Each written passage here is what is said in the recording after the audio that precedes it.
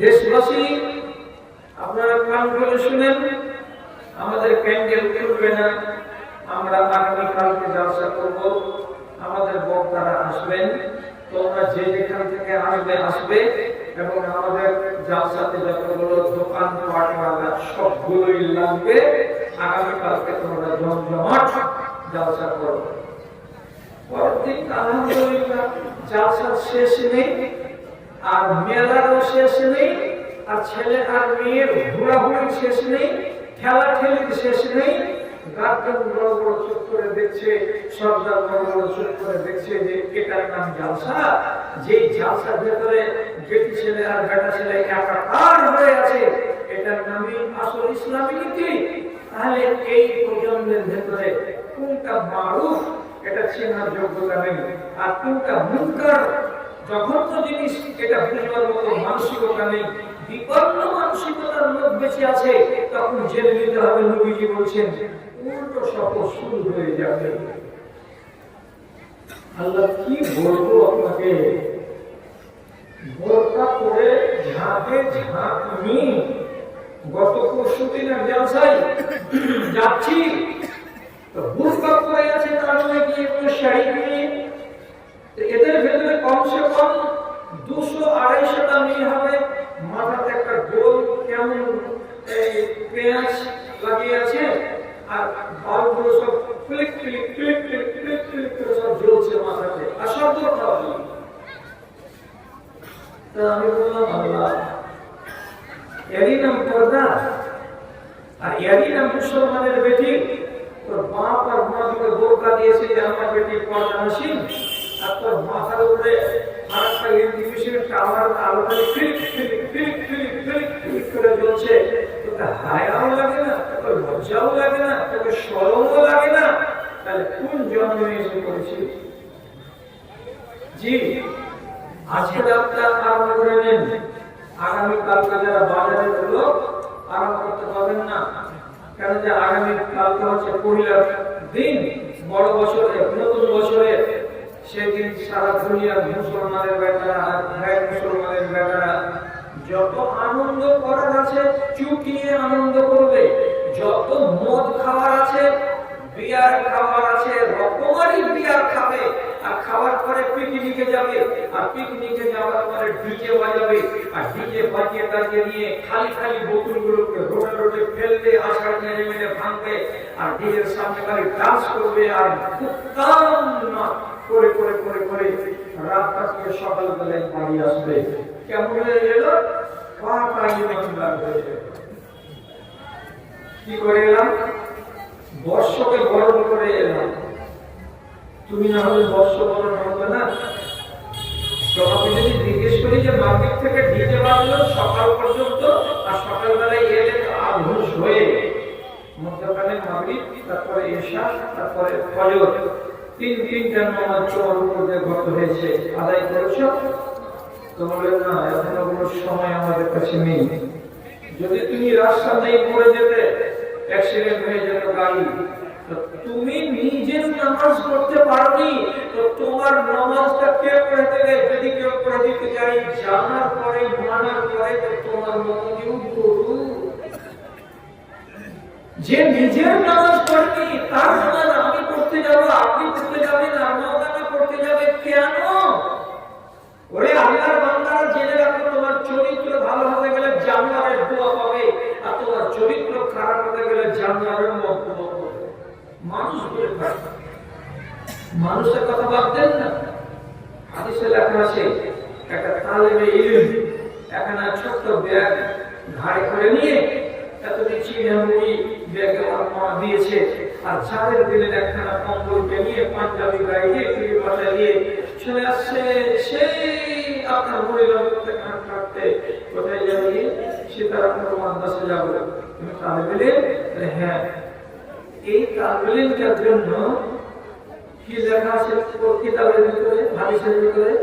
হাত্তাল মালাইকা তাযাউ আজনিহাতাহা, আল্লাহ ফারিস্তারা ওই মাসুম ছেলেটার পায়ের তলাতে নিজের পাখাগুলো বিছিয়ে দেয়, আর সম্মান জানায়, আর বলে আহলান, তোকে স্বাগতম জানাচ্ছে রে বেটা, তুই কিসের জন্য বেরিয়েছিস?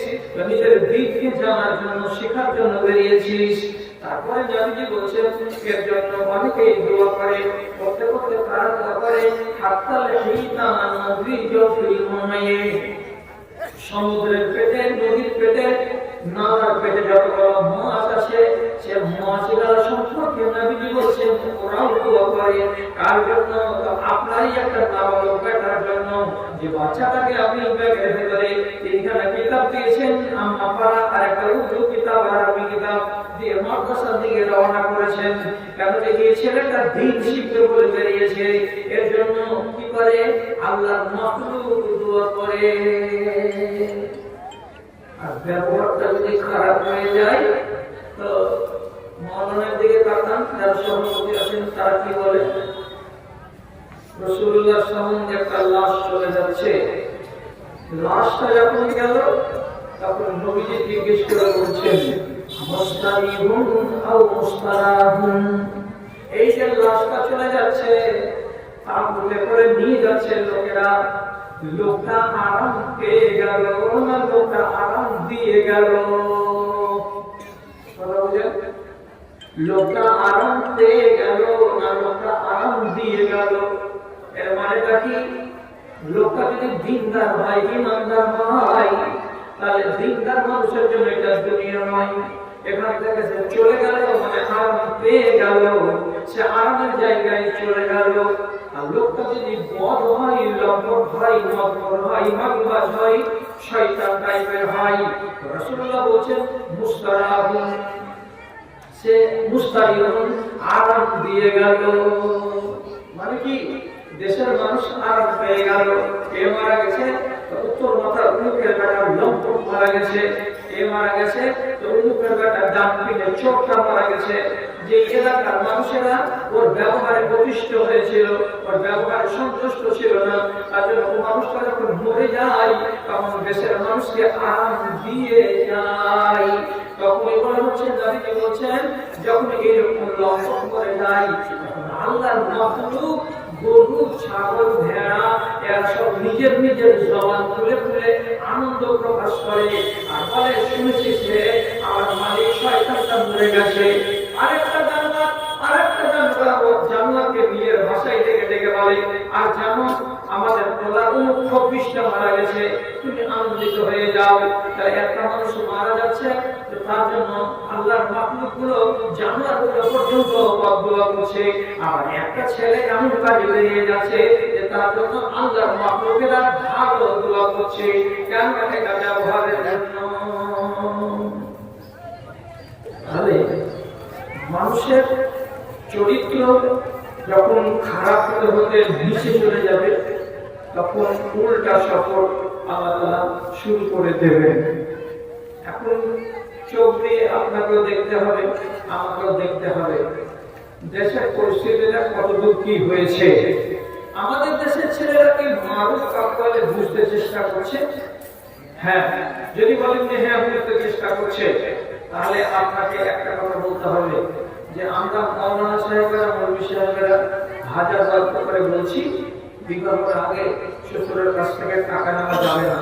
এটা কি এই ইসলামপুর এলাকায়, সীতারামপুরের এলাকায় দিনের দিন আস্তে আস্তে করে কমছে না দিনের দিন আস্তে আস্তে করে বাড়ছে? যদি আপনি জবাব দেন যে আস্তে আস্তে করে বাড়ছে, তাহলে জেনে নিতে হবে দেশের মাটিতে মুনকার বাড়ছে আর মারুফ কমে যাচ্ছে। আবার জিজ্ঞেস করে বলছি, আমি হাজারবার বলছি, যে কোনো আলেমেরাও হাজারবার করে বলে কি, একটা হলো চলমান নেকি আর একটা হলো চলমান পাপ।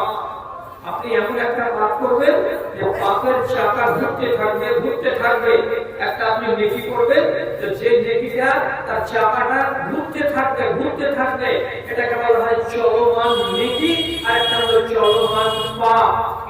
চলমান নেকি পাপ আপনাকে বুঝাতে গিয়ে শুধু এতটুকু কথা বলি, লম্বা করছি না দাদা। আমার যদি কোনো মানুষ নিজের দাড়িকে ছিলে, এটা না তো যতক্ষণ ছিলে রেখেছে আর চেহারাতে নতুন করে দাড়ি না গজিয়েছে ততক্ষণ ওর পাপের মিটার আস্তে আস্তে আস্তে আস্তে করে ঘুরছে। এটা হলো চলমান পাপ, এটা চলমান পাপ।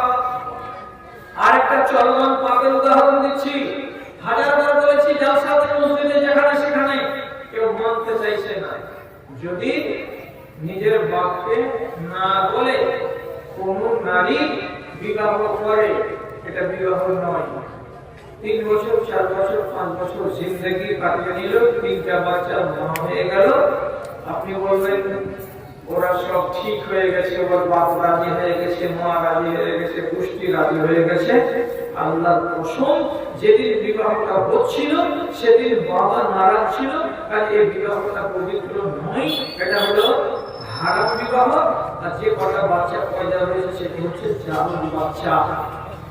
আজ এই মাত্র 2 দিনের কথা বলছি, ইসলামপুর থানা থেকে আমার কাছে ফোন এসেছে, 11 বছর হয়ে গেল, 3টা বাচ্চার মা বাবা। এখন ওরা বলছে আমাদের কোন উপায় আছে? এতদিন তোমার মগজ কি ছিল? বন্ধ ছিল, খেয়াল করনি?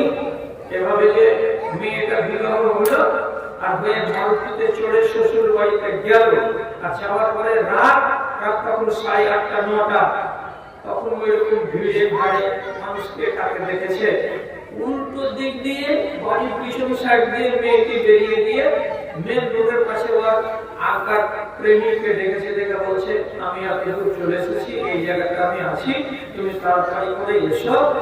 এই বেচারি এখানে বিবাহ করে নিয়ে আনন্দের গলিতে সবার সঙ্গে খালি আসসালামু আলাইকুম সালাম আলাইকুম করে বেড়াচ্ছে, আর বাড়ির উল্টো দিক দিয়ে ওর বাড়িওয়ালি ওর লাভার সঙ্গে রাত রাত করে কথা।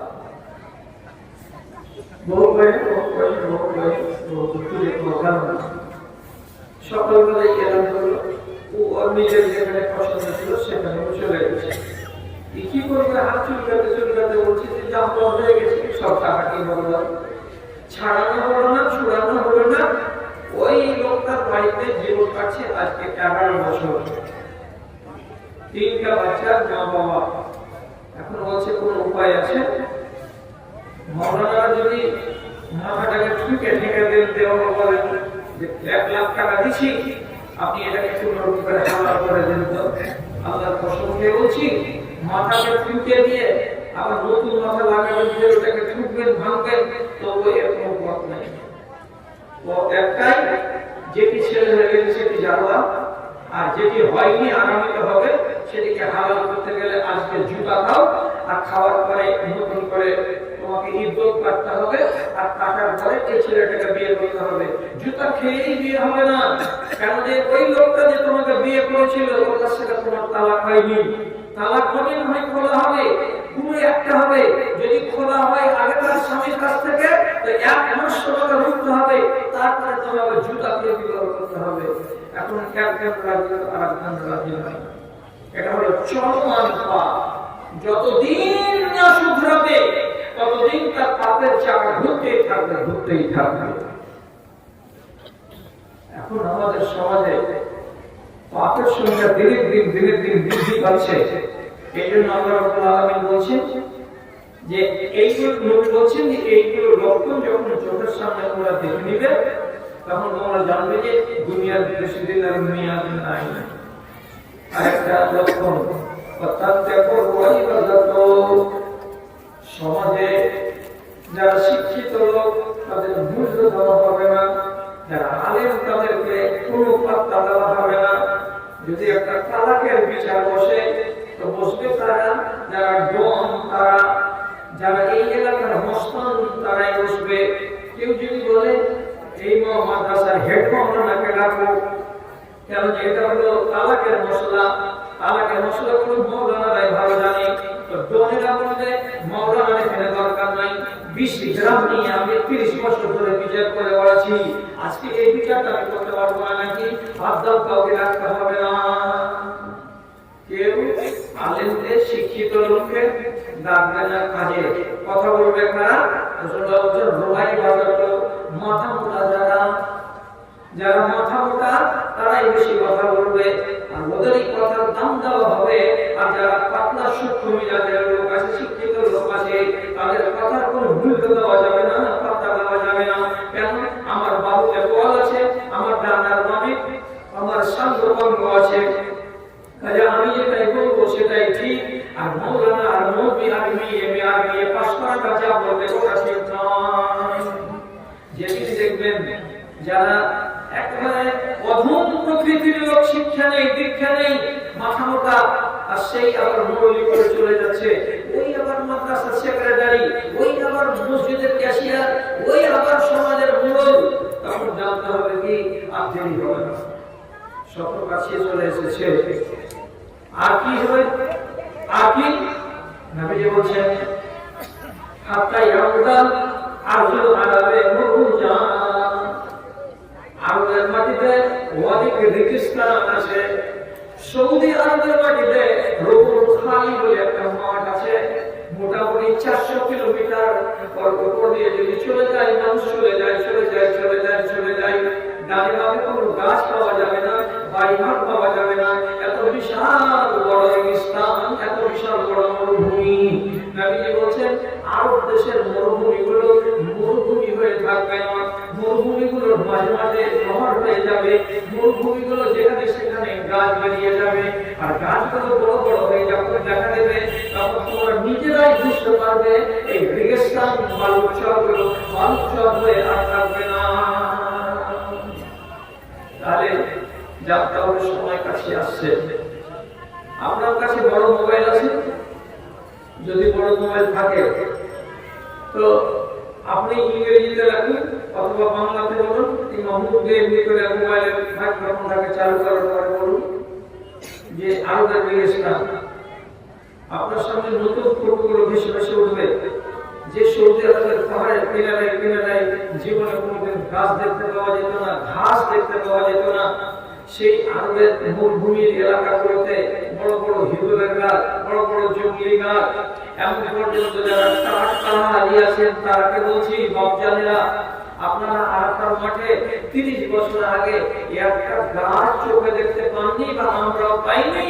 এখনকার দিকে দেখেন গোটা আরাফার মাঠকে চারিদিক দিয়ে আফ্রিকা থেকে আনা নিমের গাছ ছেয়ে গেছে, একটা জায়গা ফাঁকা নাই, সব গাছ গাছড়া হয়ে গেল। আর কি হবে? এমন এমন পরিস্থিতি তৈরি হবে যে আরব দেশের লোকেরা, মরুভূমির লোকেরা এগুলো চোখেও দেখেনি জীবনে।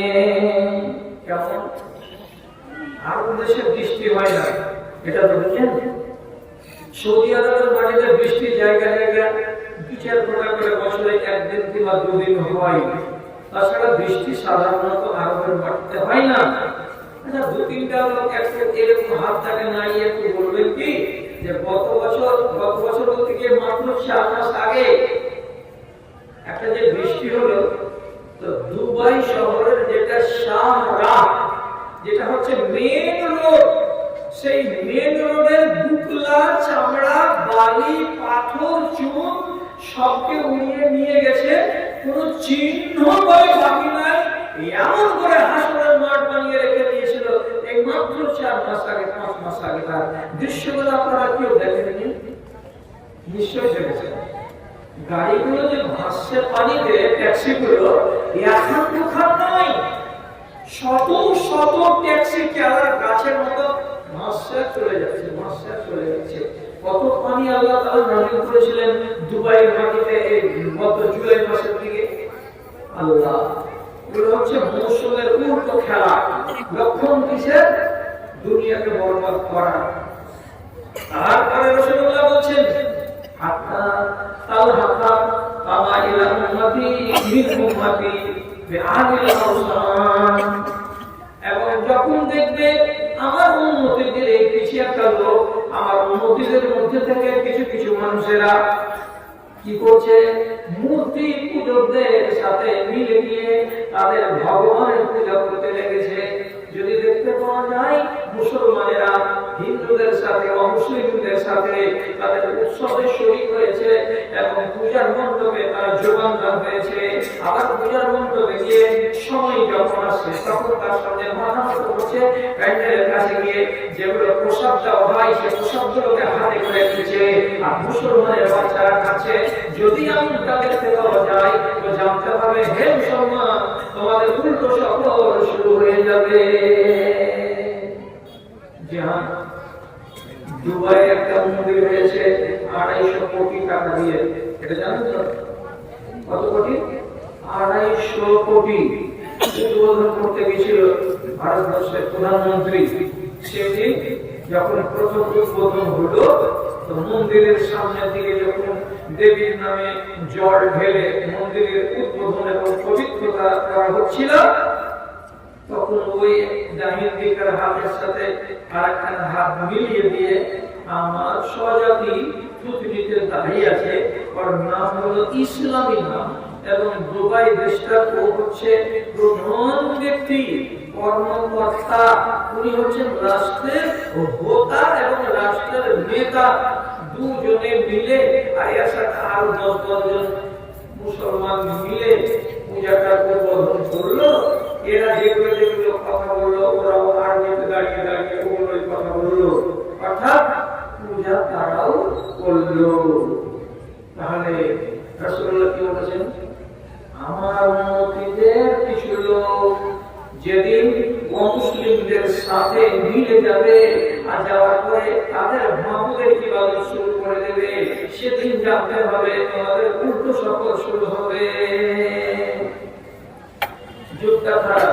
সত্য কথা বলতে গেলে আগামী কালকে বিকাল বেলায় আমার বাড়ি চলে যাবে প্রশাসনের লোক। উত্তর দিনাজপুরে একটা এমএলএ আছে, সেই এমএলএটা গত 3 মাস আগে 2 মাস আগে কালী পূজার উদ্বোধন করে দিয়ে এসেছে। হাতে একটা বাসন, বাসনে আগুন, আর আগুন নিয়ে করে দেবীর সামনে ঘুরিয়ে দিয়ে তারপরে রেখে দিয়ে একটা ছোট্ট কর্তা ফুটিয়ে দিয়ে পূজার উদ্বোধন করে দিল। উদ্বোধনটা কে করলো? তো মাওলানা এমএলএ মুসলমান। তাহলে এর দিন ধর্ম যা কিছু আছে কিছু নাই।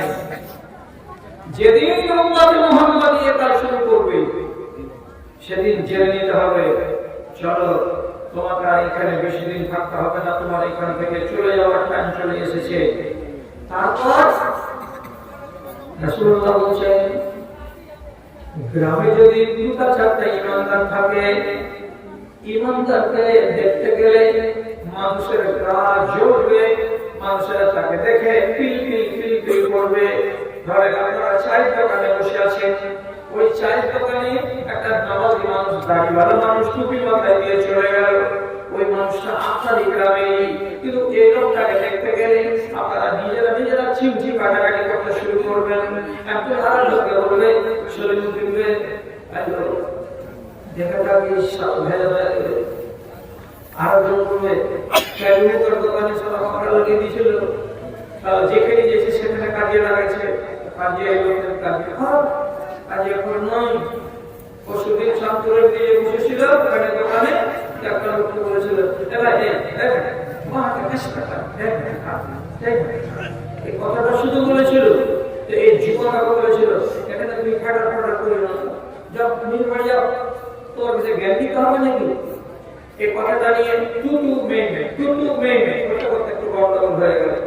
এখন আজকের লোকেরা বলছে কি বিশাল ভালো মুসলমান ক্যালচার করে পাকড়া ছিল, দেখে না ফের কোন পাকড়া লাগাবে, কোন কাজের সঞ্জাল লাগাবে। একটা দিনদার মানুষকে দেখে মানুষের ভেতর যদি পিল পিল করে জ্বলে, তাহলে আপনাকে জানতে হবে দুনিয়ার আয়ু শেষ হয়ে যাচ্ছে।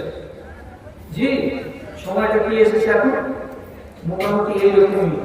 নওয়াজের লোক, টুপি করার লোককে দেখতে গেলে, পাঞ্জাবি গায়ে দেওয়ার লোককে দেখতে গেলে আপনাদের মনটা জ্বলে, আমাদের মনটা জ্বলে।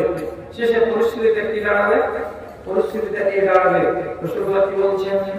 ঈমান যখন বাঁচানো দাঁড়াই হয়ে যাবে, তখন নবীজি বলছেন ওই লোকটা কি করবে? বাড়ি ছেড়ে দিবে, 3-4টা ছাগলকে নিয়ে বেরিয়ে পড়বে, চলে যাবে কোনো পাহাড়ের এক কিনারায়, সেখানে বাবুরের গাছের তলায় চাদর টানিয়ে দিয়ে জঙ্গলের ফলগুলোকে খাবে, আর বকরি ছাগলের দুধগুলোকে ধুয়ে ধুয়ে যতদূর দিন যাবে, আর ওই হালাতে নির্জন জায়গাতে মরে যাবে। ওখানে থাকলে ঈমান বাঁচবে, আর ওখানে ছেড়ে দিয়ে যদি গ্রামে চলে আসে তো ঈমান বাঁচবে না। এখন খেয়াল করে দেখুন, এই সময়টা কি আসছে? অনেক জায়গাতে চলে এসেছে। হালের কথা বলছি, নাম শুনেছেন মুরাদাবাদ, নাম শুনেছেন উত্তরপ্রদেশে একটি জেলার নাম মুরাদাবাদ। মুরাদাবাদের একটা গ্রাম আছে, সেই গ্রামের একটা মসজিদ আছে, বড় মসজিদ, এক জমানাতে গোটা গ্রামের লোকেরা ওখানে নামাজ পড়তো, মুরগি সাহেব থাকতো, জুমা হতো, সবই কিছু হতো। হিন্দু মুসলিম সবাই ইবাদত খানাগুলোকে সম্মান করে। এখন আজান করে না, তখন একটা ওই গ্রামেরই লোক আছে, আল্লাহ কি যে করবে আগামীতে রব্বুল আলামিন তুমি জানো। যখনই টাইম হচ্ছে ও লুঙ্গি দেখে না, ও জামা কাপড় দেখে না, ও নিয়ম করে একটা পাথরের উপর খাড়িয়ে এখন গায়ে বসে। আল্লাহর কসম বলছে আপনাকে, একজন গায়ে বসে মুসলমান নয়, এমনি দাঁড়িয়ে দাঁড়িয়ে আল্লাহু আকবার আল্লাহু আকবার আল্লাহু আকবার আল্লাহু আকবার উচ্চারণ তো ওর দ্বারা হবে না। যে গায়ে মুসলিমের বাড়িতে জন্মেছে, জন্মার পরে বড় হয়ে কোরআন শিক্ষা শুরু করেছে, ওর মুখে জীবনে কোনদিন শুদ্ধ হবে না কোরআনের উচ্চারণ, হবেই না।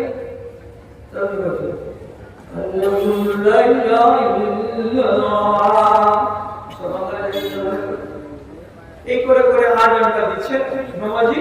আল্লাহর কসম একটা কত বলা হচ্ছে আজানটা দিচ্ছ কেন? তো বলছে এই জায়গাটা হলো পবিত্র, এটা ভগবানের জায়গা। এই গ্রামে যত মুসলমান ছিল আজও আছে, কিন্তু এরা মুসলমান হয়ে বেঁচে নাই। আমাদের সাথে মিলেমিশে দুর্গা পূজাও করে, আমাদের সাথে মিলেমিশে কালী পূজাও করে। আর বকরা ঈদের দিন যখন আসে, ঈদের দিন যখন আসে, তখন ওরা বলে কি আমাদের পাশের গ্রামগুলোতে আমাদের জাত ভাইরা আজকে কুরবানি করবে, আমরা ওগুলো ছেড়ে দিয়েছি, অনেক দিন হয়ে গেল। তাহলে মুসলমান সবটি বেশি আছে, কিন্তু তাদের চেহারা, তাদের আকার, তাদের আকৃতি, তাদের ব্যবহার, তাদের কৃষ্টি কালচার সব গায়ে হয়ে গেছে। মসজিদটাকে ভাঙার কথা হয়েছিল, গ্রামের মেয়েরাই বাবা বলছে না মসজিদ ভাঙতে হবে না। আর যে কোনো মেয়ে হাসপাত কাছে হাতে করে যখন মাঠের দিকে যাবে, মসজিদের কোনাতে একটা ফাঁকা পিলার আছে, পিলারের উপরে এমনি হাত দিকে, আর হাত দেওয়ার পরে ফের হাত হাতে এমনি করে দুই তিনবার চুমা খাবে, খাওয়ার পরে কাজে যাবে। এটা ভাঙা কেন? বলছে না, এটা ভাঙতে হবে না। এই জায়গাটা হচ্ছে পবিত্র, এখানে হাত দিয়ে আমরা কাজে যখন যাই তখন আমরা বিফল হয় না, আমরা সফল হয়ে বাড়ি আসি। তাহলে এই পবিত্র জায়গাটা নষ্ট করা চলবে না। এখন মসজিদের হেফাজত করছে তারা, তো গায়ের মুসলিমেরা তেমন হেফাজত ভাঙবে না, নামাজ হয় না। তাহলে এইরকম জায়গা, এরকম লোক যদি এই এলাকাতে থেকে যায়, তাহলে ওই মানুষটা আমাদের জন্য চ্যালেঞ্জ। কি করতে বেঁচে আছে আমাদের কাছে? যখন এটা পরিস্থিতি জটিল হয়ে যাবে, তখন রাসূলুল্লাহ হাদিসে বলছেন একটা সময় আসবে, একটা টাটকা কবরের গোড়া দিয়ে একটা মানুষ গত হবে। মানুষ গত হতে গিয়ে ঘাট থেকে ব্যাগটাকে নামিয়ে রেখে দেবে, আর নামিয়ে রেখে দেওয়ার পরে কবরের উপরে বসে যাবে, আর বসে যাওয়ার পরে আবার গা পেতে দেবে, আর দেওয়ার পরে গড়াগড়ি করবে। রাসূলুল্লাহ বলছেন হাত্তা ইয়াতাহাররাকা আলা কবরে, কবরের উপরে ঘোড়া যেমন জমিনে শুয়ে গেলে একবার ডান দিকে পড়া যায়, একবার বাম দিকে পড়া যায় মাটিতে, ওই রকম করে একটা মুসলমান কবরের উপরে গড়াগড়ি যাবে। যাওয়ার পরে কিছুক্ষণ পরে থামবে, থামার পরে যদি কেউ জিজ্ঞেস করুক কিংবা না করুক, লোকটা আফসোস করে চোখের পানি ঝরিয়ে বলবে, ইয়া লাইতানি কুনতু সাহিবা হাযা কবরে, আয় আল্লাহ আমাকে কেন বাঁচিয়ে রেখেছো এই ফিতনার জামানায়। এই কবরের ভেতরে যে লোকটা চলে গেছে, ওই কবরের ভেতরে এই লোকটা না হয়ে আমি যদি চলে যেতাম, আমি যদি কবরের ভেতরে থাকতাম, তাহলে আমার ঈমানটা চ্যালেঞ্জের মুখে পড়তো না। আমি আমার বেটার কাছে হার মেনেছি, আমি আমার বউমার কাছে হার মেনেছি, আমি আমার স্ত্রীর কাছে হার মেনেছি, আমি আমার সমাজের কাছে হার মেনেছি। আমি আমার বউমাকে বারবার করে বললাম নামাজ পড়ো, তারপরে খানা রান্না করো, নইলে তোমার হাতের খাবো না। বউমা সাপ জবাব দেওয়া বলছে খাও নাই না খাও তোমার পারবা করি না। বেটাকে বলতে গেলাম বেটারে বিচার করে দে, তোর মন নামাজ পড়ে না, আর বেনামাজিদের হাতে রান্না খাওয়া যাবে না। বেটা আমাকে জবাব দিয়ে বলল বাপু তুমি এখান থেকে অন্য কোনো দেশ চলে যাও, তোমার বেটাও নামাজ পড়ে না, তোমার বউ নামাজ পড়ে না, তোমার স্ত্রী নামাজ পড়ে না, এখানে কিসের জন্য আসো? তোমার এখানে থাকার দরকার নাই। তাহলে আমি বেটার কাছেও বেশি, আমি বউমার কাছে বেশি, আমার বেটির কাছেও বেশি, আমার স্ত্রীর কাছেও বেশি। আল্লাহ আমি যদি কবরে চলে যেতাম, তাহলে এটাই সুখের কথা হতো, আমি কিসের জন্য বেঁচে আছি?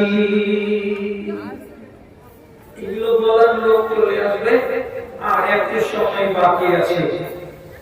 এবার